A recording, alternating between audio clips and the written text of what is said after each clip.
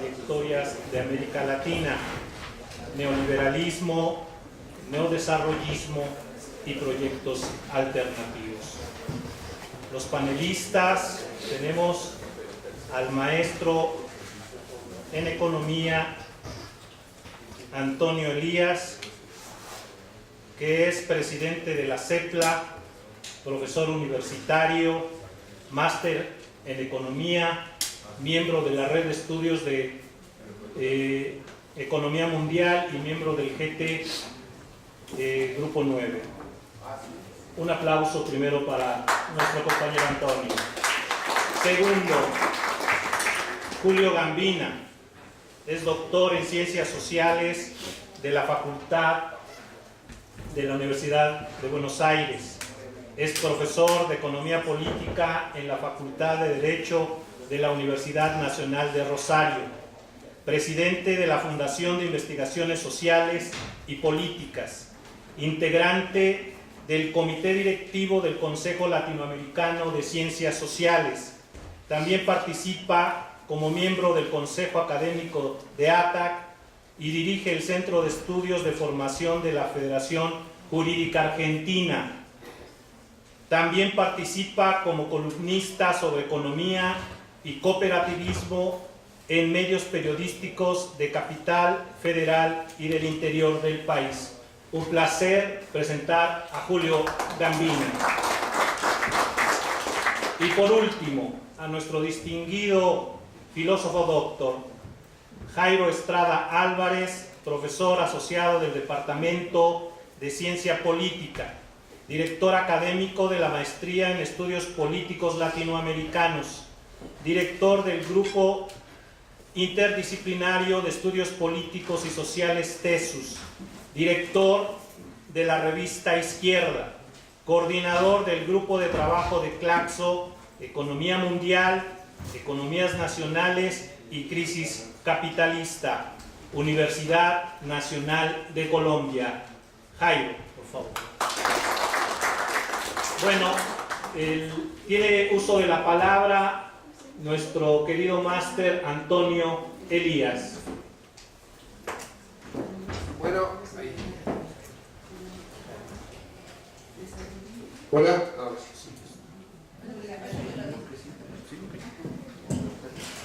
Buenos días, compañeros. Es un gusto estar con ustedes y también es una suerte continuar de la charla anterior, donde se plantearon varios temas que son de sumo interés y significativos. Yo voy a plantear, ahora sí, ¿me escuchan bien? Yo voy a hacer un planteo enfocando el análisis de la situación de América Latina en el largo plazo y desde una perspectiva de la contradicción capital-trabajo. Entonces, un poco la idea, la hipótesis es que de hace 40 años aproximadamente, desde el momento en que el dólar dejó de estar respaldado en oro, desde la crisis del petróleo, desde la caída sustancial de la tasa de ganancia, básicamente en los países centrales y en Estados Unidos, se produce lo que yo califico como una ofensiva estratégica del capital que dura desde esa época hasta ahora. O sea, son 40 años de ofensiva estratégica del capital. Ahora, esa ofensiva estratégica del capital tiene 3 etapas, o en general lo ubico como en 3 etapas que no. Bueno, América Latina es muy heterogénea, es muy diferente el norte que el sur, somos todos diferentes, pero de alguna forma podemos entender una lógica de 3 etapas. Yo lo voy a ejemplificar esencialmente con el Cono Sur. Entonces diría que hay una primera etapa que sería una contrarrevolución capitalista, es una forma de llamarla, que es la destrucción física y material e institucional de las fuerzas sociales de los trabajadores y sus aliados.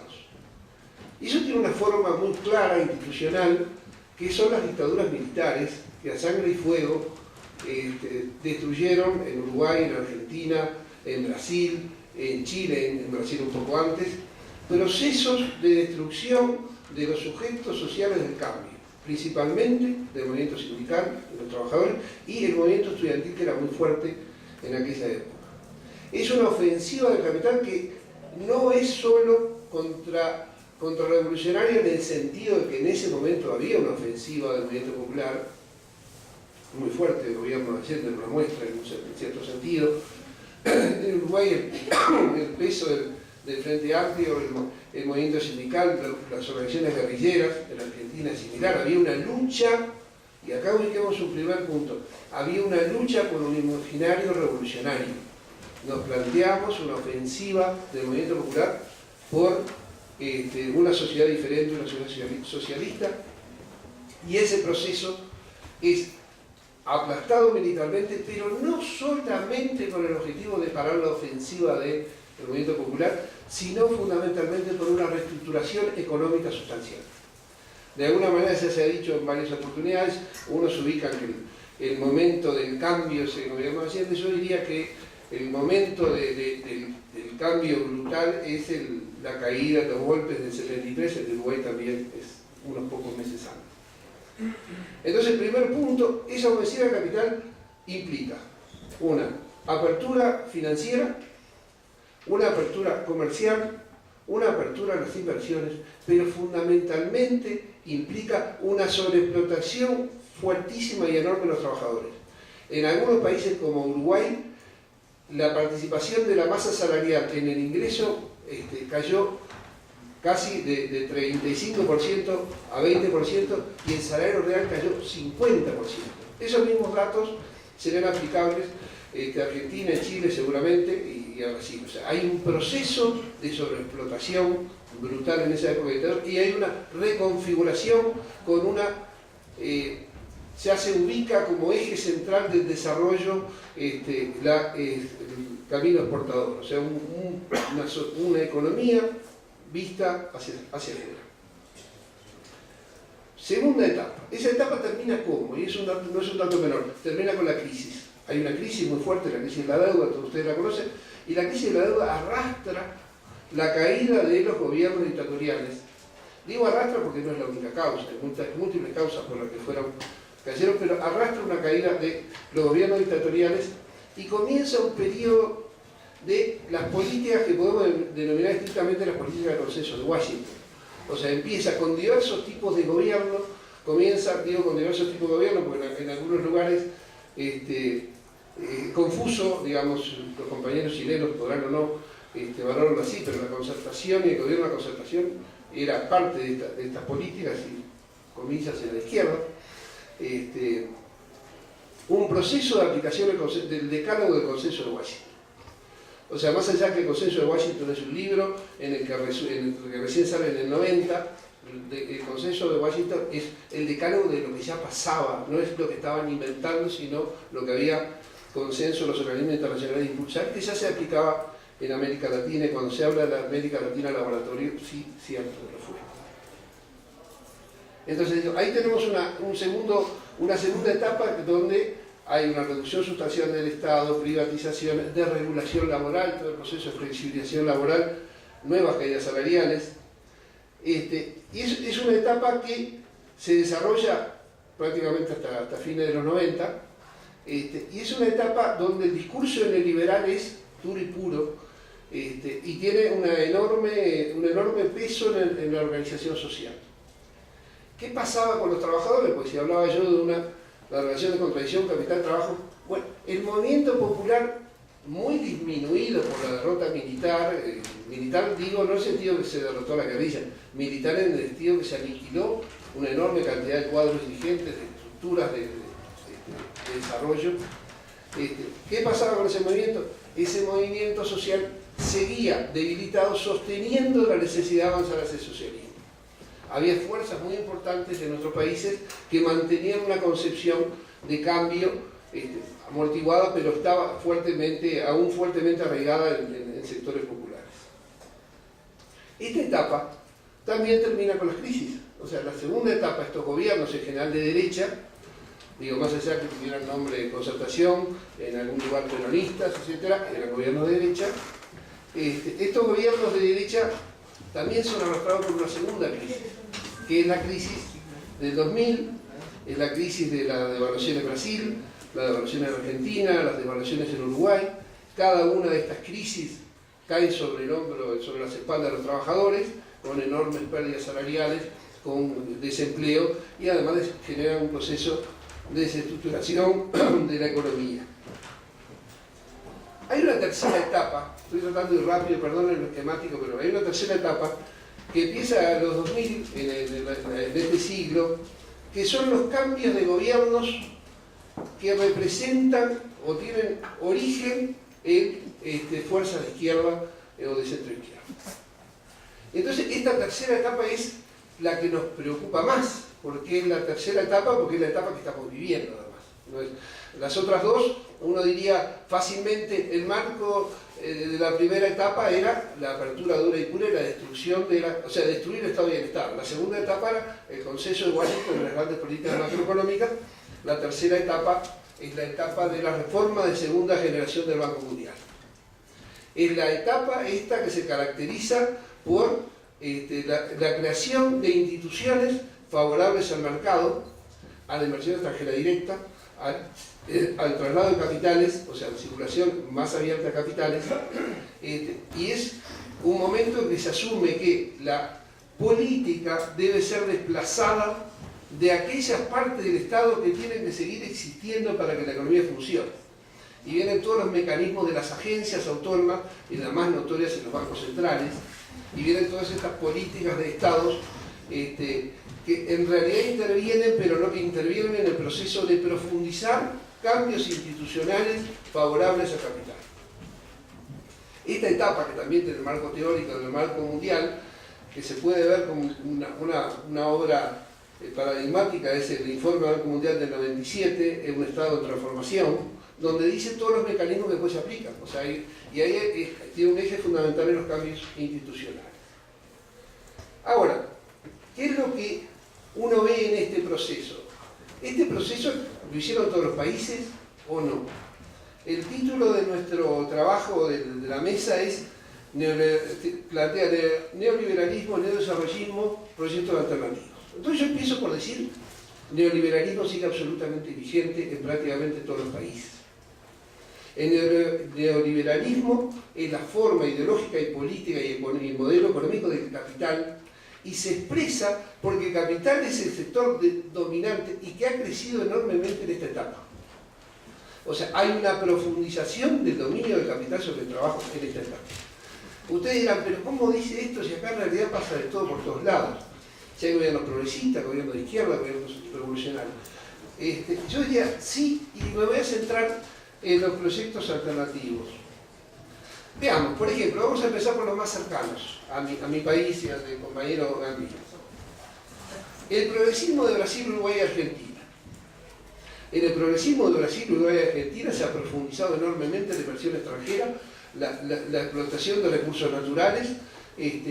Sin embargo, esos tres gobiernos tienen una diferencia. Y bueno, la aplicación de políticas asistencialistas con nombres distintos en cada uno de esos lados, y el discurso que somos el cambio, obviamente, como sostén. Pero hay una diferencia muy importante, que es Brasil y Uruguay tienen políticas económicas ortodoxas. Aplican el modelo económico estrictamente de forma ortodoxa, y el gobierno argentino no. El gobierno argentino, más allá de que genere esos resultados, tiene un conjunto de políticas heterodoxas muy fuerte y es motivo de enfrentamiento. Entonces, mientras en unos países como el Uruguay y Brasil se aplaude al Fondo Monetario, al Banco Mundial y se abrazan, con la Argentina hay una relación totalmente distante, dura y pura, porque hay una política que no es la política económica heterodoxa. Entonces, ortodoxa. Entonces, eso tenemos que verlo, hay una diferencia. Sin embargo, los tres avanzan en la misma dirección de primarización, extranjerización, neocolonización. Pequeña diferencia, pero que hay que tomarla en cuenta, los procesos de industrialización, Argentina por lo menos en el discurso apuntó a un proceso de industrialización a través de la detracción de los impuestos a las exportaciones, que son bastante altos, el único de los tres países que lo aplica. Entonces, esos son los países, los progresistas. Podríamos decir que hay tres países que son los países que hicieron cambios constitucionales, los que trataron de cambiar las instituciones en general, empezando por las reformas constitucionales, que son Ecuador, Bolivia y Venezuela. Ahora, estos tres países también tienen diferencias muy claras, digamos, porque tenemos, por un lado, que Ecuador y Bolivia son países que tienen una base social indígena muy fuerte. Es donde está el tema del buen vivir, las organizaciones sociales indígenas con fuerza de poner gobiernos y sacarlos, o sea, con capacidad de incidencia muy fuerte, pero son países que con base indígena están en una situación absolutamente diferente. En Ecuador, los indígenas han pasado a la oposición al gobierno cuestionándolo por la extranjerización de los recursos naturales, por la entrega de las tierras, de bosques, etcétera, que se consideran tierra indígena. Al capital hay una diferenciación, y es muy diferente la situación de Correa de la situación de Bolivia, donde Evo Morales sigue teniendo el apoyo sustancial de los indígenas, más allá que también hay políticas que han generado contradicciones. Todas las políticas que han generado contradicciones están directamente atadas a la inversión extranjera directa, a la primarización, a la explotación del petróleo, de minería, de recursos naturales. La contradicción empieza por el que va a poner la plata sobre el supuesto siempre de que no tenemos ahorro y si no hay capital extranjero no existe otro proceso. Y nos queda el tercer país, que el tercer país de los cambios constitucionales, tanto Ecuador como Bolivia son estados plurinacionales y incorpora toda una dinámica bastante diferente y distinta, inclusive para los procesos de cambio de izquierda, pero hay otro nuevo discurso del buen vivir, otra concepción. Y está el tema de Venezuela. Venezuela que no tiene esa base indígena, Venezuela que tampoco tiene una base proletaria, no es lógica. Venezuela que tiene un discurso claramente socialista, Bolivia también en cierta medida, el socialismo comunitario en Venezuela del socialismo del siglo XXI. Venezuela que es el único país que la inversión extranjera directa se reduce porque hay expropiaciones y porque nadie va. Y uno siempre tiene que pensar que cuando alguien no va a algún lado es porque deben ser, las condiciones no son las más favorables. Mientras aumenta toda América Latina, no aumenta Venezuela, se reduce. Entonces eso marca a Venezuela también una relación muy directa con Cuba y ha sido motor de respaldo a múltiples cambios. Hasta acá caracterizo un poco la situación, o sea, en esencia, el capitalismo continúa avanzando prácticamente en toda América Latina, incluido en Venezuela, no en la inversión extranjera directa, pero se mantiene el funcionamiento normal del capitalismo en general, salvo una distribución de la renta del petróleo que modificó totalmente las relaciones sociales y por tanto tiene Chávez el respaldo que tiene. Bueno, entonces tenemos resultados: primarización, extranjerización, neocolonización y marcos institucionales favorables a capital en casi todos nuestros países, pero muy favorables a capital, que son los marcos institucionales que impulsó el Fondo Monetario y el Banco Mundial. Tenemos profundización de la segmentación social, que no es un tema nada menor, no es que no la había, ahora es mucho más profundo. La gente que tiene nivel de salud alto, bajo y ninguno, y de educación igual, o sea, los sectores sociales se diferencian cada vez más. En una misma ciudad hay sociedades africanas y sociedades del primer mundo. Tenemos un tema que no es nada menor y es un efecto del progresismo que lo planteaba el otro día en una reunión un dirigente sindical latinoamericano, que era la fragmentación de los movimientos populares. Y hay una fragmentación de los movimientos populares que deriva de una situación muy clara.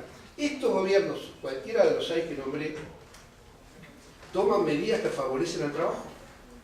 Entonces, eso a los trabajadores, porque ese es el tema. La clase trabajadora no tiene más, y acá es un tema clave, no tiene más en el discurso, en la lucha, en las banderas, la lucha por el socialismo. Y eso es una derrota ideológica muy fuerte.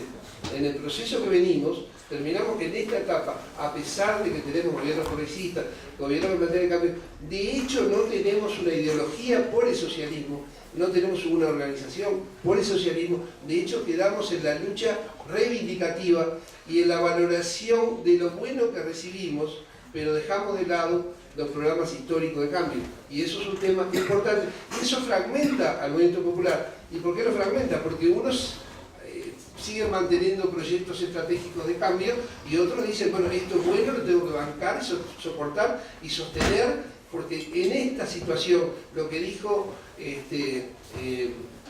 González Casanova en la inauguración, el menosmalismo. Esto es menos malo, con esto tengo determinadas garantías que no voy a tener nunca con nosotros, incluidas las medidas represivas que los gobiernos progresistas en general no actúan con esa.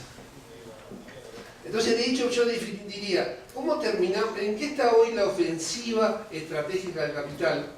Ofensiva estratégica del capital, que para ubicarlo en sus términos, estos gobiernos, de hecho, fueron en cierto momento una ofensiva táctica en una estrategia de resistencia. Digo ofensiva táctica porque realmente hostigaron, tuvieron posiciones, algunos las siguen sosteniendo, pero es en un movimiento no de ofensiva del movimiento popular y de Latinoamérica por el cambio social.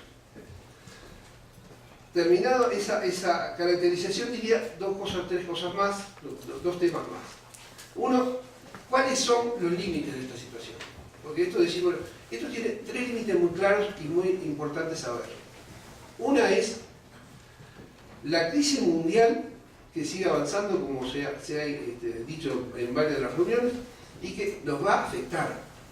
Y dijimos que el primer modelo de gobierno cayó por una crisis, que los segundos gobiernos, los gobiernos que usaban consensos básicos, cayeron por una crisis, porque en general los que están en el gobierno en una crisis difícilmente pueden diferenciar lo que han sido sus políticas de los resultados de la crisis. En general hay un dicho italiano que dice piove, porco gobierno, ¿no? O sea, llueve, porco gobierno, o sea, de alguna manera es muy difícil mantenerlo. Entonces, la crisis es un factor clave.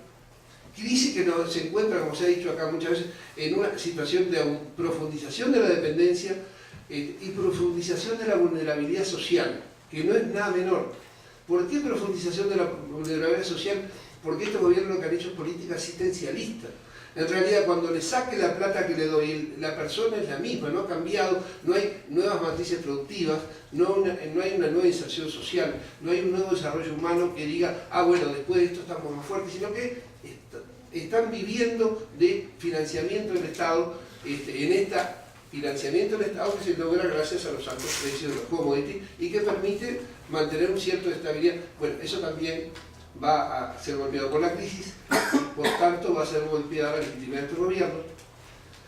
Un segundo factor es que Estados Unidos ha vuelto los ojos a América Latina, Honduras, Paraguay, la ofensiva contra Bolivia, el hostigamiento al gobierno de Venezuela, la política norteamericana, la base militar en Colombia, la cuarta flota en el Atlántico. O sea, Estados Unidos con el compañero Obama, comillas, que acaba de ganar, de suerte, porque todo esto pasó en el gobierno de Obama. O sea, nada indica que esta elección vaya a modificar para América Latina la posición de Estados Unidos, que es volver al control de los gobiernos con gobiernos totalmente confiables, los gobiernos del capital, los gobiernos de los partidos que interesan los intereses del capital.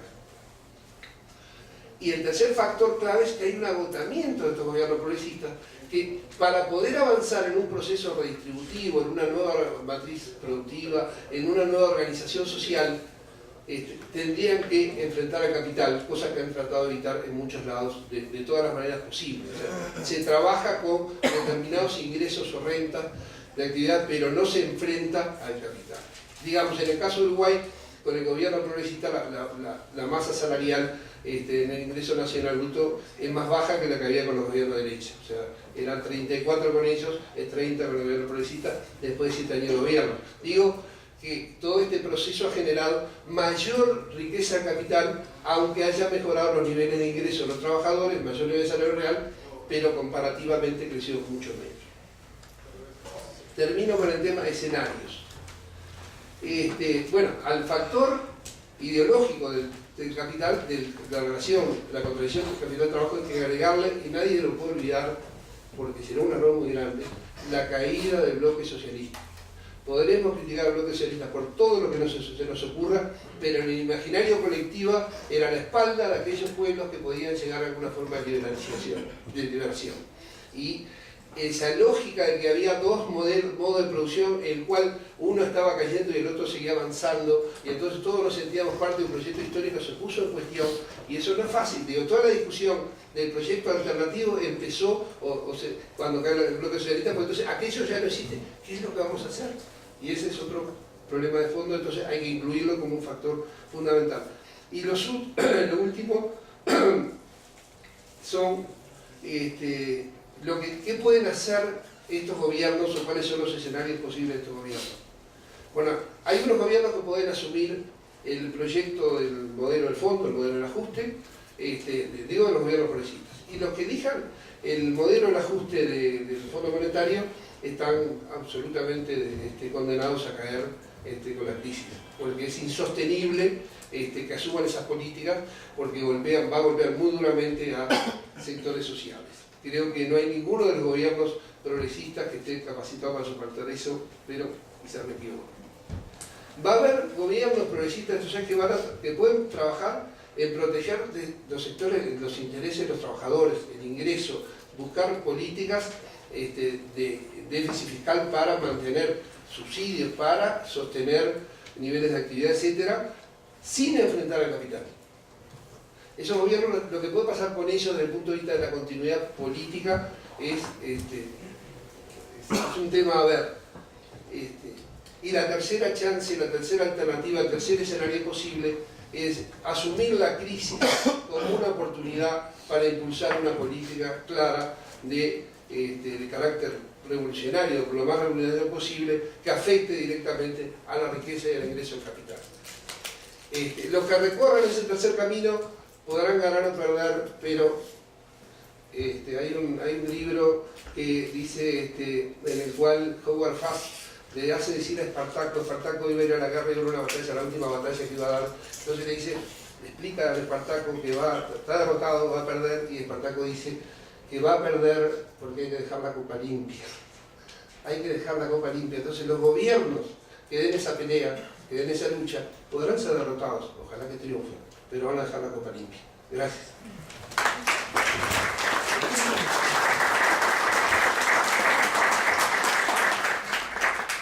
Agradecemos la oportuna e interesante ponencia del maestro Antonio Elías, de Ciencia Política, director académico de la Maestría en Estudios Políticos Latinoamericanos, director del Grupo Interdisciplinario de Estudios Políticos y Sociales TESUS, director de la revista Izquierda, coordinador del Grupo de Trabajo de Claxo, Economía Mundial, Economías Nacionales y Crisis Capitalista, Universidad Nacional de Colombia. Jairo, por favor. Bueno, tiene uso de la palabra nuestro querido máster Antonio Elías. Bueno, ahí. Hola.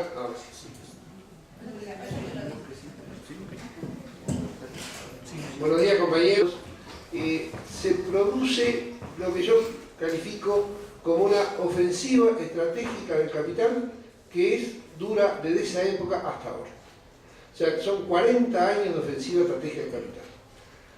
Ahora, esa ofensiva estratégica del capital tiene 3 etapas. En general lo ubico como en 3 etapas que no.